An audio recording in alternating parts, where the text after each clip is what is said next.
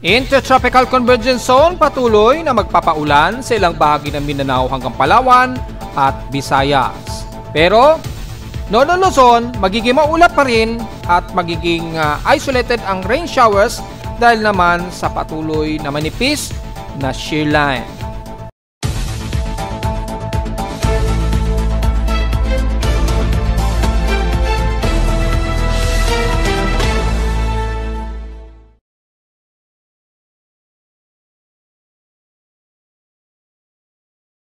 Hello, good morning mga folks. Welcome po muli sa ating Daily Weather Bulletin at Analysis para sa araw ng Linggo, November 16, 2025. Ang oras sa ating boss may maga o halos magtatanghali na, alas 11:35 na ng umaga. Well, dalawang weather systems lamang ang magpapairal ng mga kalat-kalat na pag-ulan sa iba't ibang bahagi ng bansa.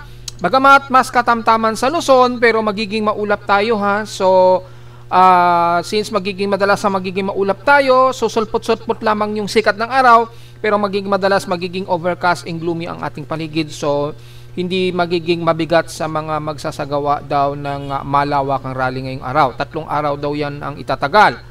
So, yung gagawa ng 3 araw na malaking rally daw, kumakalat kasi ngayon sa buong social media at mga mainstream media, yung malawakan rally, yung lagay ng ating panahon sa Luzon, mukhang okay naman po at mukhang hindi naman magiging aberya sa isa sa gawang malaking rally. At dahil magiging maulap naman tayo, hindi pa rin mawawala o maiiwasan ang mga maliliitang isolated rain showers anytime ha, lalo na sa hapon. Dahil despite na may umiiral tayo na estelis, meron pong namumuo kasing manipis na shear line pa rin dito dahil pa rin sa ating dumadaloy nga po na northeast monsoon.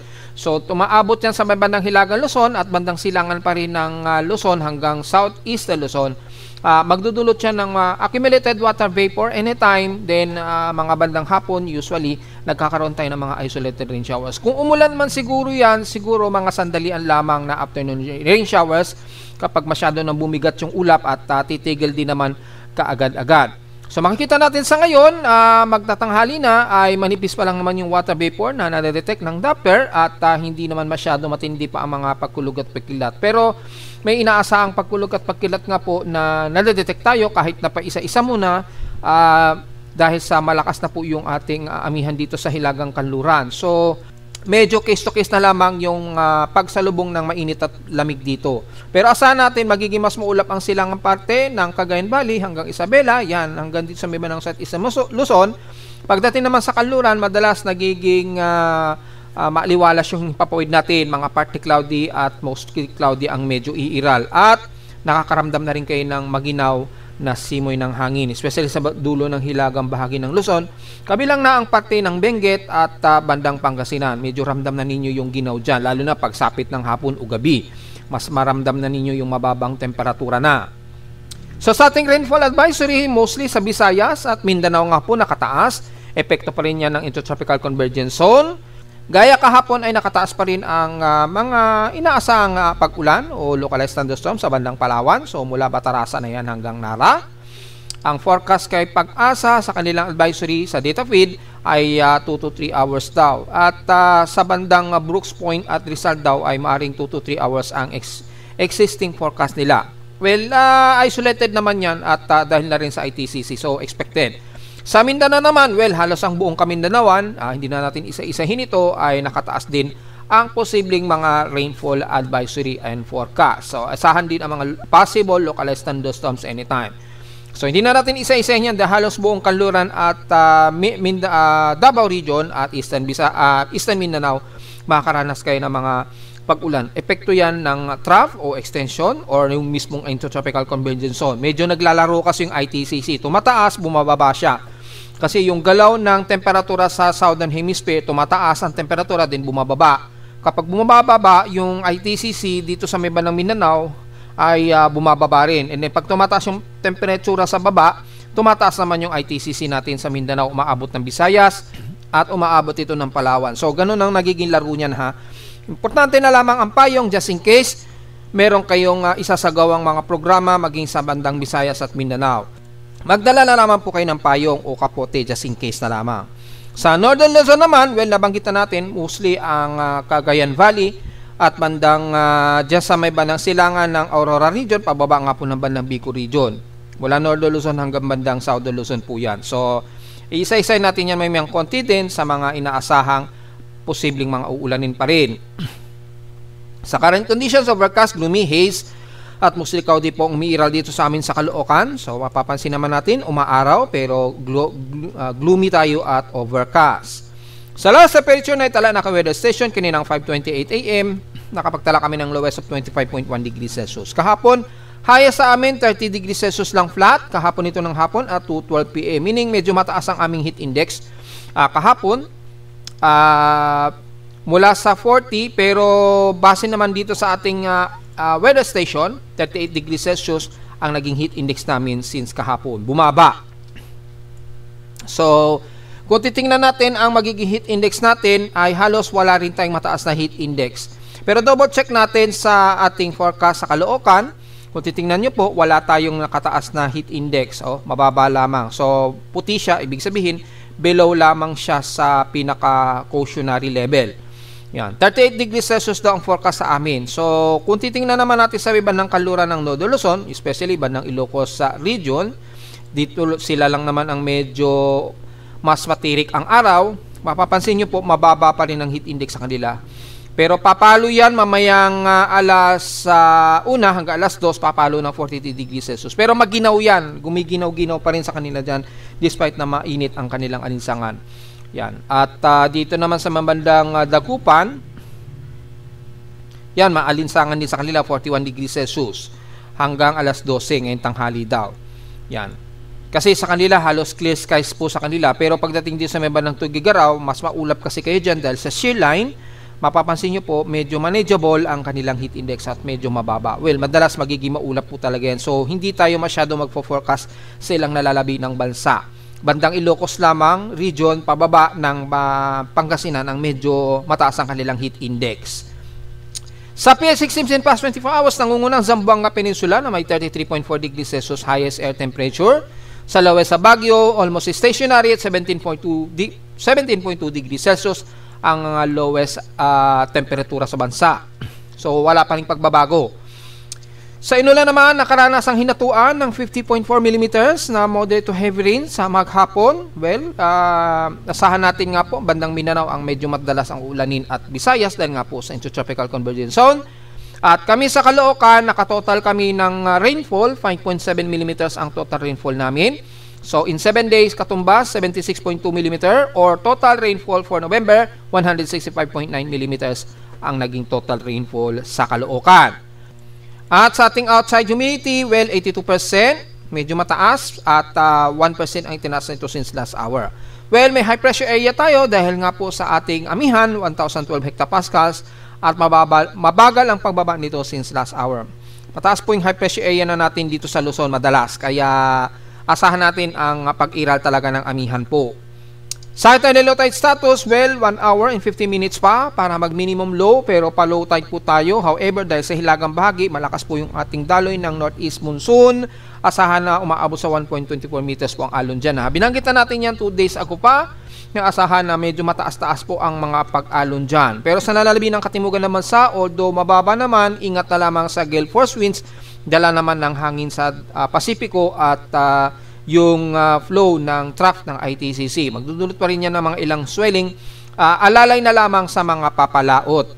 Since linggo naman siguro, mukhang wala naman gaano siguro papalaot muna. Baka siguro restrain na lang muna, lalo na sa Isim Nodo Luzon na mas matindi pa rin ang alon.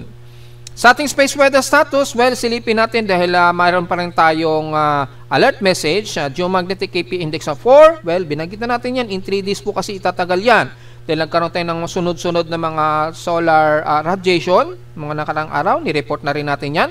At as of 11:03 AM, ngayong umaga lamang, o magtatanghali, mataas ang ating warning at yung aerial impact, as usual, 65 degrees geomagnetic latitude tayo at induced currents, although mas minor lamang ang mga mangyayari, lalo na sa may bandang Northern Hemisphere zones.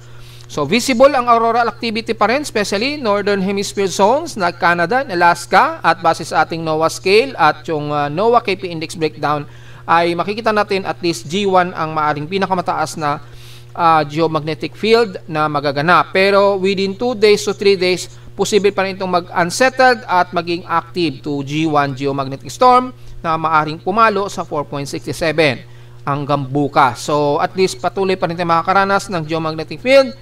At since ang solar radiation ngayon, ang forecast mababa naman 15% dahil medyo yung potential ng region 4274, yung sunspots, ito nga po yun, nakatalikod na siya halos, hindi na masyado nakatutok sa Earth natin. Ito, masyado nang talikod. So, hindi na gaano nakatutok sa Earth. So, mag-erupt man yan, possible, maliit ang posibleng magkaroon ng slight chance na mag-propagate patungo sa Earth. Pero expected ang mga solar radiation storms between November 16 hanggang bukas nga po yan. Kaya nakataas yung ating index breakdown. So malinaw yan mga folks ha. 60% pa rin ang posibleng radio blackout, R1 to R2, within 3 days. Yan. Pero yung posibleng pumalo sa R3 o mas malakas na radio blackout mula R3 pataas, dulot ng region 24274, hindi na masyado mataas ang tsansa. Maliit na lamang ang tsansa. So wala tayong magiging masyadong problema. Medyo nakakahinga na ng maluwag ang ating haring araw na mula nung nag-alburuto ito nung nakarang araw. Yan. So, above normal speed pa rin ang ating solar wind dahil sa sunod, patuloy pa rin yung solar plasma, pero kumakalma na ito at 97 sunspot number. Dahil wala na nga po masyadong nakatutok sa atin na coronal hole or yung sunspots. So, magkaroon man ng burst, nakatalikod dyan sa Earth. At yung forecast ng KP index, at least posible pa rin umabot sa at least moderate at unsettled nga po gaya ng ating diniscuss kanina. So wala tayong masyadong solar X-ray events mula kahapon. Medyo kumakalma naman na siya. Ayan, medyo kalmado na rin kahit papaano.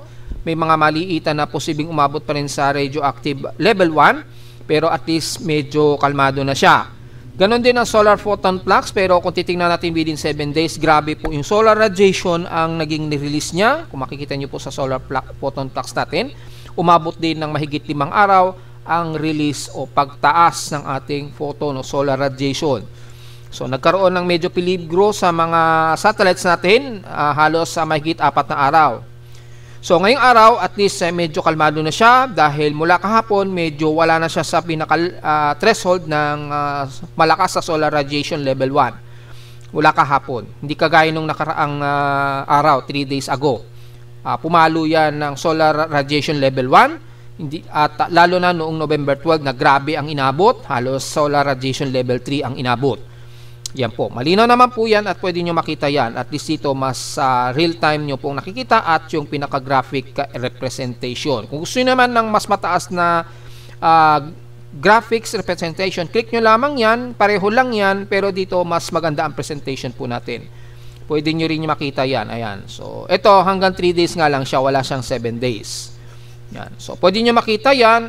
12 hours, 6 hours, 2 hours, para sa gusto malaman nyo yung pinaka-detalye. Ganon din sa geomagnetic activity or yung ating X-ray flux.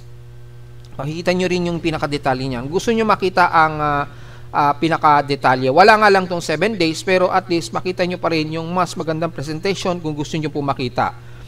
Yun. Hanggang 3 days, pwede po makita yan. Ayan, 3 days ago, nagkaroon tayo ng radioactive level 3. Bumalo yan, ayun, pinakamataas, 3.3 to 4 ang inabot niyan noong nakaraang 3 araw. So, makikita nyo po yan para meron tayong option na gusto nyo makita. Pero dito naman, siguro naman, understandable na ninyo, lalo na yung mga nag-aral ng physics regarding sa ating space weather. Yung mga physicians na mas expert. Yan. At least dito, makikita nyo naman in the first place agad yung detail. Yung GOSM magnetosphere natin, tuloy-tuloy pa rin ang fluctuation.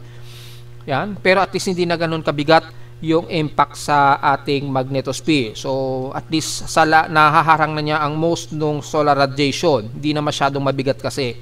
Pero expected ang tuloy-tuloy na ionospheric TEC content sa Mid-Pacific, kabilang na ang Pilipinas at Indonesian Peninsula, at least umaabot pa rin sa 70 MHz TECU. So, maaari pa rin magkaroon ng malakas na impact yan sa ating mga telecommunications, lalo na sa mga radio high frequency, at least hindi naman masyado between 13 meters to 17 meters. Usually, yung mga gumagamit ng two-way radio siguro natin, hindi na yan gumagamit ng above at least 24 megahertz o ang taas. Yung mga ganon, yung 24 feet pataas. Kaya kung titingnan natin dito sa high frequency conditions, poor lamang ang between 40 meters to 80 meters. Usually, yung mga two-way radio, between 15 to 30 na lamang ang ginagamit para at least mas minimal ang high frequency error conditions kahit na magkaroon tayo ng geomagnetic field unsettled. Yan. So, at least nakakalibrate na lahat ng mga gumagamit ng two-way radios. Pero sa outer space natin, sa mga astronaut gaya ng ISS, medyo konting calibration lamang dahil maaari pa rin magkaroon yan ng geomagnetic latitude. Sa atin naman almanak, sumikat ang haring araw kaninang 5:57 AM at lulubog po ito mamayang 5:24 PM. At ang ating almost 15% na lamang na liwanag ng buwan o waning crescent at 15% illuminated. Palubog pa lamang po ito ha, pa-moonset pa lamang ngayong magtatanghali at 39 degrees moon elevation. So magmo-moonset pa lamang ito mamayang 2:42 PM at bukas ng madaling araw ng 3:20 AM na ito magmo-moonrise. At sa ating local weather outlook, natin para ngayong linggo hanggang bukas ng Lunes, partly cloudy ating maghapon, maliit ang tsansa ng pag-ulan hanggang Lunes. Hanggang Lunes po yan. So maliit ang tsansa ng pag-ulan, so magiging maganda o moderate o katamtaman o maganda ang ating panahon hanggang bukas po yun ng Lunes. So magdala na lamang ng payong sa loob ng 3 araw siguro sa mga lalahok sa mga programa, magdala na lamang po yun ng payong para sa tinding sikat ng araw hanggang bukas.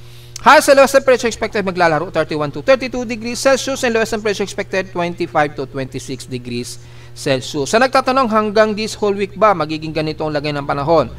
Medyo hanggang Martes, pero pagdating ng Miyerkules magiging mas gloomy tayo, so medyo magiging mas isolated ang pag-ulan natin pagsapit po ng Miyerkules hanggang sa darating na Huwebes at Biyernes. Although maliit ang sansa pa rin ng pag-ulan this whole week, bago mag-Biyernes, 20 to 40% ang tsansa ng pag-ulan. Mas madalas nga lang magiging mas overcast tayo at magiging mas maulap. So, diretso agad tayo sa ating ginagamit na satellite imagery. Makikita po natin sa pandang Mindanao at Visayas hanggang Palawan ang extension po ng Intertropical Convergence Zone. Ito po yun, nag-extend pa rin yung ITCZ, although masyado itong kalat. Yan. So, ang area na yan ay magbubunsod po ng mga kalat-kalat na pag-ulan ha. So, nabanggit natin kanina, galing na rin sa data feed ni Pag-asa, na magkakaroon pa rin ng medyo maulan ang bahagi ng yan. So, i-activate natin ang Pag-asa Himawari Satellite Imagery para mas detalye na mga uulanin sa Mindanao. Well, kung titingnan natin dito ang bandang Caraga at Surigao region, magkakaroon tayo ng mga moderate to heavy rain showers po dyan. Especially sa eastern sections ng Bayugan hanggang Agusan del Sur po yan. Kabilang na ang bandang Tandag hanggang Hinatuan po yan. So magdala po ng payong, ingat na lamang kung sakaling magkaroon ng pagbaha. Ganon din sa Surigao del Norte, kabilang ng Dinagat at Siargao Island, at sa Davao region naman at least mga ilang moderate to some heavy rains ang iiral silang bahagi ng Davao region, kabilang ng City of Davao and the rest ng Davao del Norte, pababa ng Davao del Sur. Ayan, magkakaroon kayo ng mga ilang light to moderate showers, maging sa bahagi nga po ng General Santos, Sarangani, ilang bahagi ng Sultan Kudarat or most of Barm area, hanggang dyan na sa bandang Lanao del Sur po. Magiging katamtaman pero patuloy ang magiging maulap ang panahon natin sa sentral ng Mindanao hanggang hilagang bahagi ng Mindanao. So isolated rain showers and localized thunderstorms ang hiiral sa most areas ng Northern Mindanao mula Cagayan de Oro na yan hanggang Agusan del Norte. Pagpasok naman ng Lanao region, kabilang ng Lanao del Sur pataas ng Misamis Occidental, magiging partly cloudy and some mostly cloudy ang ihiral at isolated ang pag-ulan na may pagkulog at pagkidlat. Magiging gloomy rin at overcast ang buong Zamboanga Peninsula, so inaasahan din ang mga isolated rain showers, although panandalian lamang ito at medyo tumitila-tila din. Kung umulan man, usually mga light drizzle to moderate ang pag-ulan. So asahan din ang mga isolated na kalat-kalat na pag-ulan at may mga localized thunderstorms din, maging sa Basilan at Hulu-Sulu. Mula naman sa bandang Visayas, dahil nagtatraverse yung extension trough ng ITCZ o Intertropical Convergence Zone, magpapaulan ng mga kalat-kalat ang ilang mga light to moderate and some heavy rain lamang na cluster. Bakit ko sinabing some heavy rain? Dahil kung titingnan natin sa heavy rain potential, magiging cluster po ang mga pag-ulan natin. Ayun, yung pink na yan, yung pink na lumilitaw na yan, cluster yan ng heavy rain. So yung dadaon sa inyo na yan, mga cluster heavy rain na yan, magbubunsod dyan ng mga panandaliang heavy rain, then biglang titila din kagad. So yun po ang paliwanag dyan ha. Kabilang na ang northern and southern Leyte at most of eastern Visayas, lalo na sa mga taga Dolores hanggang Guian Eastern Samar, partly to Musricao di po tayo dyan, at magiging kalat-kalat po mga pag-ulan na may pagkilat at pagkulog. Mula sentro ng Visayas, kabilang ng Cebu at Bohol, bagamat katamtaman, isolated lang din ng pag-ulan. Ganon din sa may bandang Negros Region at Panay Island, magiging mostly cloudy tayo sa halos maghapon. So hindi mawawala ang mga ilang kalat-kalat namang mahihina at katamtamang pag-ulan. Hindi naman to maghapon o magdamagan ng pag-ulan, pero mga biglaang bugso, importante pa rin magdala ng payong just in case mga folks. Dahil makakasama naman yan sa mga chikiting natin. Biglang ulan din, biglang tila, nakakasama din po yan sa ating kalusugan. Lalo na yung mga kabataan natin na madaling tablan ng ubo or flu kapag biglang ulan, biglang tila at nagpaulan po tayo. So magiging maulap ang buong Panay Island at Negros Region. So hindi na naman natin isa-isahin. Generally magiging maulap ang paligid na yan. So ganun ang inasahan natin maging sa Panay Island. So magdala pa rin ng payong dahil despite na gloomy ay medyo nakaka-penetrate pa rin ang sikat ng araw natin dyan ha.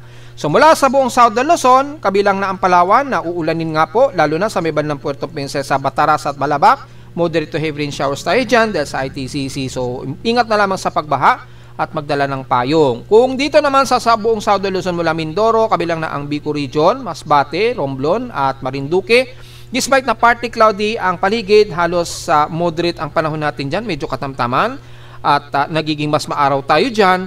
Magdala pa rin ng payong just in case dahil pagdating po ng hapon, maaring tayong magkaroon ng isolated rain showers maging sa buong Bicol Region po yan. So buong Bicol, pag sinabi natin buong Bicol Region, kabilang na ang Sorsogon, pataas na yan ang Camarines Norte, na ganyan ang magiging inaasahang panahon natin.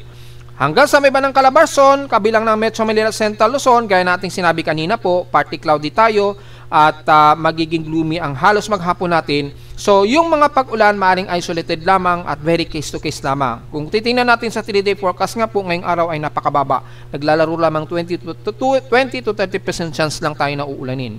Kung pumasok man yan, most probably light to moderate lamang. So, hindi naman ganun katindi ang magiging buhos ng ulan sa maghapon. Ganun din sa Central Luzon at binanggit na natin sa Extreme Northern Luzon na magiging mas maulap pa rin ang bandang Isabela at bandang Cagayan Valley nga po. Bunsod nga po ng umiiral natin na shale line na manipis. Shale line na manipis lamang po. Ayan, kasi medyo humina nung daloy ng ating habag amihan dito. Kahapon lang medyo nag-intensify ito. Ngayon medyo numipis lamang siya. Kung titingnan natin ang infrared RGB, makikita po natin dito yung manipis na kaulapan dito na dala pa rin ng northeast monsoon. Malakas pa rin yung daloy although manipis. Hindi ganun pakakapalan ang amihan. Pero yung low altitude niyan, malakas pa rin ang daloy ng ating amihan dyan. So medyo mas malamig ang temperatura dyan, lalo na sa hapon o sa gabi. Kasi umaabot sa Metro Manila yung ginaw na rito, nararamdaman na rin namin sa Caloocan. Kaya bumababa na sa 25 degrees Celsius yung aming temperatura. Minsan nagto 24 degrees na. So, malinaw naman na medyo nagpaparamdam na po yung ating amihan. Kaya lang yung shale line, magbubunsod yan ng mas maulap na himpaporin sa binanggit natin sa Isabela or most of Cagayan Valley. So, take note yan mga folks. So, since magtatanghali na, magto 12 PM na po ng tanghali, makikita diretso agad tayo sa 2 o'clock PM na magiging mean sea level pressure and rainfall forecast courtesy of ECMWF. Makikita natin ang parting katimugan pa rin ng bansa, lalo na dito sa may ng Southeastern Luzon, Eastern Visayas, lalo na sa Eastern Samar, ang Leyte, medyo may mga kalat-kalat na pag-ulan tayo na iiral dyan. Ganun din sa bandang Mindanao hanggang Palawan. Bagamat very gloomy pa rin ang Northern Luzon, kabilang ng Metro Manila, pero isolated case of mga mahihinang katamtaman at moderate na mga pag-ulan lamang ang iiral. Kabilang na sa bandang dito ng Cagayan Valley. Kitang-kita po yung linya ng shale line, ganyan po yung extension niya. Ayan, malinaw po yung forecast ng shale line na ganyan ang kaslant. At nakikita natin ang pag-iral nito kaya magiging mas maulap po ang bandang hilagang silangan nga po ng Luzon kumpara sa may bandang Kalura na halos dry ang paligid nila. So magiging maulan lamang tayo especially sa may bandang dulo ng Sorsogon o Eastern Samar daw, kabilang na ang bandang Mindanao nga po. Especially sa may bandang Barm o Sorsogon area at ilang portions ng Davao Region, although madalas light to moderate ang mas dalas na iiral dito. So malinaw lamang na hindi naman ganon katindihan ang pag-ulan. Tumitila-tila din At ganun din mamayang gabi, mga 8 o'clock PM dahil 3 days daw gaganapin yung malawakang rally. So, titingnan natin hanggang gabi kung magiging maulan ba. Especially dito sa Luzon, so double check natin. Baka meron din gaganap na pag-rally sa iba't ibang panig ng bansa, lalo sa Katimugan. At least may idea tayo yung mga areas na madalas na uulanin. Usually, ang eastern sections nga po ng Visayas at Mindanao na medyo mas mataas po yung forecast na kayo ay madalas na uulanin. So, mula mamayang gabi, pansin naman natin patuloy pa rin na magiging maulan ang parte nga po ng Mindanao. So, halos buong Davao region na po, Eastern Mindanao, at umaabot na rin ang mga ilang pag-ulan sa katimugang parte ng Visayas, especially bandang yan sa may bandang Negros region sa dulo hanggang Dumaguete na yan, at ilang portions pa rin ng Southern Leyte at Eastern Samar. Magiging isolated ang mga pag-ulan sa bandang Bicol region, ilang portions din ng bandang Batanes, yan. At ilang portions din ng bandang Aurora region. Usually siguro mga light to moderate lang at tumitila-tila din kaagad. So hindi naman ganun katandi ang magiging buhos ng ulan sa maghapon. Maliban na lamang dito nga po sa binanggit natin sa may bandang Eastern Visayas, Palawan at Mindanao area. At dahil wala naman po tayong binamantay na anumang tropical wave, again, may nagtatanong kasi kung ang tropical wave ba ay isang uri na ng low pressure area. Hindi pa po ito tropical. Hindi pa po. Hindi pa natin matatawag na low pressure area yan. Tinatawag lang natin na tropical wave kasi kumpul kasi yon ng mga kaulapan. Madalas may nababasa kayo, di ba? Cloud cluster, ganyan, di ba? Pero yung tropical wave kasi ay iisa ang nagiging galaw nila, then kumpul-kumpul ito. Yung kumpul ng cloud cluster na yan, minsan ang galaw niyan puro intact, and then bumababa yung atmospheric pressure. Minsan bumababa yan ng mga 1,007, minsan nagwa 1,006. Yan. Between na yan ng between na yan ng pagiging inverse or trough o yung pinaka tropical wave. So, dahil po sa kumpul ng kaulapan niya, magdadala ng medyo malawakang pag-ulan, tinatawag natin yan na tropical wave. Yung mga meteorologists, tawag nila dyan sa ibang bansa, tropical wave po. Kasi yung kumpul nga po ng mga cloud cluster, nagdadala yan ng malawakang pag-ulan na pupunta sa isang lugar at biglang bumubuhos minsan ang malakas na ulan. Sa ibang bansa, usually yung kumpul na kaulapan niya, yung tropical wave, tinatawag nila kasi posibleng magdulot siya ng hailstorms, yan, mga hailstorm, yung water sprout, minsan water sprout pala ang dala niyan. Kaya para magkaroon ng significant monitoring yung mga meteorologists, tinatawag nila itong tropical wave. Sa atin naman kasi sa Pilipinas, usually ang ating mga tropical wave dito ay alongside kadalas o madalas yan ang gagaling sa intertropical convergence zone dito sa hilera na ito sa ibaba. Kapag nagkaroon ng medyo kumpul na cloud cluster kasi dyan, ay itinuturing na natin na tropical wave din yan. Kahit pag-asa, malamang gagamitin na rin yan. Dati-dati, wala tayong naririnig sa kanila. Malamang sa ibang mga resident meteorologists, gagamitin na rin yung term na yan as tropical wave. Para malinaw na sinasabi na pag tropical wave, isang cluster yun ng kaulapan na may dalang mga pag-ulan. Posibleng malakas ang buhos ng ulan or minsan naman matinding localized thunderstorms. So, hindi pa significantly na bagyo yan o low pressure area para maintindihan ng mga kababayan natin. Term lamang yan mostly ng mga meteorologists ang pag tinawag nilang tropical wave. Diba? Ganon din sa pagtawag natin kapag may tinatawag na shear line or tinatawag na frontal system. Kasi para hindi malito yung mga meteorologists pag sila ay umuulat, para ma-distinguish po yung meaning at anong klaseng weather pattern yung nabubuo. So, ganun lamang po pag sinabing tropical wave, hindi pa po ito isang aktibong low pressure area o bagyo. Kaya nga po ang inyong lingkod ay para nasisiguro po natin na hindi masyadong mongering yung ating sinasabi. Tinatawag natin yung active low pressure area o hindi active na low pressure area. Minsan kasi shallow trough lang siya na mababa ang atmospheric pressure. Sa iba, tawag na nila dyan, bagyo na. Tayo po hindi. Minsan, tinatawag natin shallow low pressure area pero hindi naman siya active. Pag sinabi kasi nating active, yan yung papasok na siya sa pagiging tropical depression. So, para mas kampante nating nasasabi ng maayos at alam ng mga kababayan natin yung level ng isang cluster ng kaulipan o tropical wave, kung ito ay papasok sa magiging candidate na magiging isang ganap ba ito na bagyo or tropical depression o above.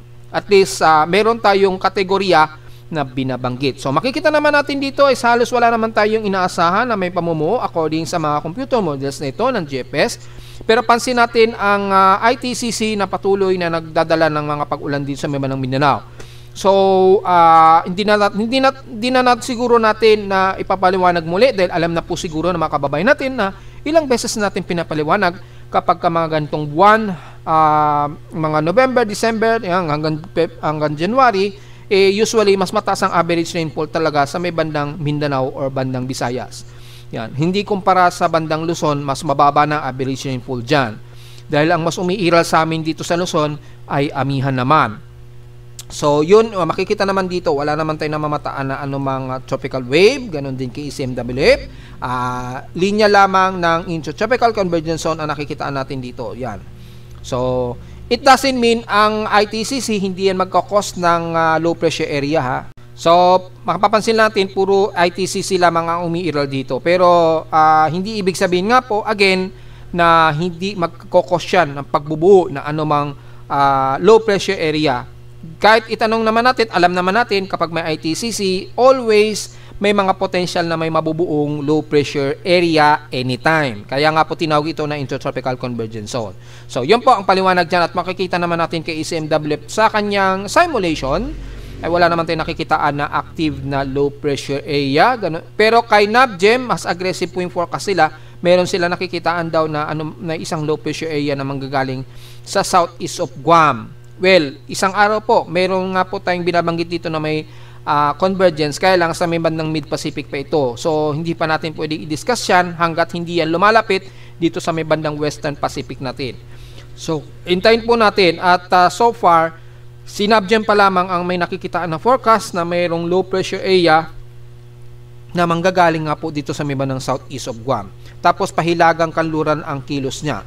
So napaka-imposible pa ito sa ngayon at hindi pa nagtutugma sa iba't ibang mga weather agencies po. Usually tropical wave lamang nakikita natin dito, maging kay ICON at GEM. So wala pa. Yan, madalas medyo may tropical wave. Pero kay GEM, meron shallow low pressure area din na nanggagaling dito sa southeast of Guam, no? Pero pahilagang kanluran ng kilos niya. Kasi nagkaroon ng medyo butas dito ng low pressure. Ipopost natin bakit ganun. Kung titingnan nyo po, kung pagbabasahin ninyo yung simulation ng GEM, ayan, mapapansin nyo, nagkaroon ng butas dito sa portion na ito. Kaya siguro, yung galaw ng low pressure area dito, nakakakilo siya pahilagang kanluran. Nagkaroon ng butas yung pagitan dito. Ito po yung mga ridge of high pressure area. Mapapansin nyo po yung galaw ng ridge of high pressure area. Dito, medyo naging mababa yung atmospheric pressure. Kaya, ang nangyari, nakakakilos ng pahilagang kanluran yung galaw ng low pressure area. Pero hindi pa yan posible, ha. At yan ay malabo pa sa ngayon dahil hindi pa nagtutugma sa iba't ibang mga weather agencies. Ganon din kay Global Spectral Model ng GMA. Wala pa tayong nakikitaan dito. Usually, ITCC lamang ang nakikitaan dito. At makikita natin ang malakas na daloy ng amihan o northeast monsoon. And then, nagkakaroon ng shear line nga po dito. Yan, o. And then, malakas po yung daloy ng ating easterly trade wind, kaya nagkakaroon tayo ng shear line dahil nagsasalpukan yung malamig at mainit na hangin sa dagat Pasipiko. Pero yung possible na low pressure area sa ngayon ay wala naman din tayong nakikitaan dito. Ganon din sa mean sea level pressure. Bumababa lang yung atmospheric pressure. Siyempre, ITCC po yan, bumababa talaga yung atmospheric pressure dyan. Yan. Pero wala namang so far na Coriolis tayong nakikitaan sa ngayon. So, wala pa. Wala tayong magiging komento pa. Samantala sa ulat lindol, mula kahapon nagkaroon ng isang magnitude 5 sa may bandang Balot Island pero halos Indonesian Peninsula ito kahapon. At yan, hanggang alas 3. And then ngayong araw, so far wala namang kasunod. Ang medyo malakas-lakas tayo. Unlike kahapon, nagkaroon ng magnitude 5. Pero buti na lang, masyadong malayo ito sa may bandang Davao Oriental o Davao Occidental, malayo. Masyado siyang malayo sa Sarangani. So mula sa data feed ni PBOX, well, meron na namang aftershock sa may bandang Bogo, Cebu na naman. Yan. At mula kaninang madaling araw ay so far wala namang kahit isang magnitude 4 ang naitala so far. Pero yung mga aftershocks tuloy-tuloy pa rin sa may bandang Bogo, Cebu pa rin. Ayan. Bagi sa may bandang Manay, Davao Oriental pa rin. So tuloy-tuloy pa rin namang aftershocks dyan. Kaya mag-iingat pa rin at maging alisto pa rin tayo anytime mga folks. Dahil tuloy-tuloy na medyo magalaw yung mga tectonic at subduction plate natin yan. So, ganun. Kung medyo kukunti pa lang, pero marami pa agad ang nadadagdagan pa rin ng mga aftershocks dito sa may bandang Cebu nga. So, tingnan natin yung ating total earthquake gamit ang ating historical earthquake data. So, for the month of November, ilan na yung total earthquakes natin? Meron tayong total of 703 total earthquakes. 662 dito sa magnitude 2.0, pataas, 37 sa magnitude 4, at mukhang nadagdagan na nga tayo ng isa pang magnitude 5, which is ito nga po yung sa dulong-dulo ng Balut Island. Magnitude 5.1 ang measurement ni PBOX yan kahapon. So, meron na tayong 4 na magnitude 5.0. Isa dito sa may bandang Visayas, yan, sa may bandang Negros Occidental. At the rest, 4 sa most of Mindanao area. Yan. Mga 4. Yan. So, yun po yung ating latest analysis dito. At kung titingnan natin yung cluster sa Bogo, Cebu, yan, lalapit pa natin ng konti. Ang total ay nasa 210 na po yung total earthquakes dyan sa may bandang Bogo, Cebu. So, malinaw na tuloy-tuloy pa rin ang aftershocks dyan. Dagdag ng dagdag yung bilang sa Bogo, Cebu. Sa Manay naman, Davao Oriental ay 48 na po. So, tuloy-tuloy pa rin ang pagdagdag ng kanilang mga aftershocks. Ganon din sa may bandang Surigao del Norte, 38. Medyo magalaw pa rin at dagdag ng dagdag yung mga manghihinang pagyanig dyan. So, medyo alista pa rin tayo mga folks. At yun nga, nasa total of 703 na po ang total earthquakes natin. Mukhang panigurado aabot to sa mahigit 1,000 na earthquakes bago matapos ang month of November. So, sa monthly seasonal cycle natin for global temperature, medyo good news ulit dahil bahagyang bumaba yung global temperature natin sa mundo. So, mula last year, 0.97 degrees Celsius. Ngayon, since October, ay 0.86 degrees Celsius po ito. So, medyo good news, bumababa yung temperatura. Ibig sabihin lamang yan, folks, para sa context, yan ay yung pag-release ng sobrang fossil fuels na sinusunog natin at yung mga nanggagaling na mga usok sa iba't ibang panig ng mundo na nagre-release ng sobrang carbon dioxide na nagre-resulta po yan ng pagkaroon o posibleng pagkaroon natin ng greenhouse effects dahil sa matinding combustion nga po ng ating fossil fuels. At mula nga po last year, according dito sa mga international weather agencies, kabilang na ang NOAA, ay bumaba ito mula sa 0.97 degrees Celsius. Naging 0.86 degrees Celsius last October. Sa Asia naman, according kay Japan Meteorological Agency, sa kanilang climatological monitoring ay bumaba rin. Mula sa pagiging 0.6 degrees Celsius, bumaba ito ng 0.4 degrees Celsius po ngayong month of October. Ito yung huling measurement nila. Kasi nung nakaraan, 2 buwan, hindi nagfa-function itong data dahil siguro hindi functional po yung data ng NOAA dahil nga po nagkaroon ng shutdown ang mga departments ng US. Nag-shutdown daw yung mga departamento ng Amerika. Kaya hindi masyado functional yung mga departamento ng iba't ibang agencies ng Amerika. Kaya medyo tipid yung mga data na nare-receive natin, although tuloy-tuloy naman ang pag-gather automatic ng ating webpage sa mga ilalabas na latest update ng data nila. Yon. So ito yung latest nila, huling recording October last month. Mukhang good news naman po tayo. So sana po tuloy-tuloy ng pagbaba ng ating global temperature po.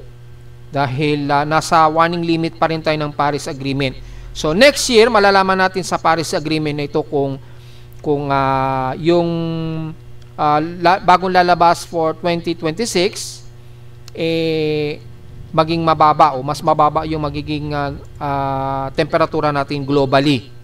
Yan, kasi nasa boiling o lumalabas boiling point pa rin tayo ng above average ng temperatura na dapat ay iniiwas natin. So lumagpas pa rin ng 0.5 degrees Celsius. So dapat bumaba ng bumaba yan. Sana tuloy-tuloy po ang pagbaba ng ating monthly seasonal cycle o global temperature para tuloy-tuloy na mabawasan man lang ang pagiging posibleng greenhouse effect o tuloy-tuloy na delikado ng temperatura natin sa mundo. At narito naman ating 3-day weather forecast para sa araw na Linggo, November 16, 2025.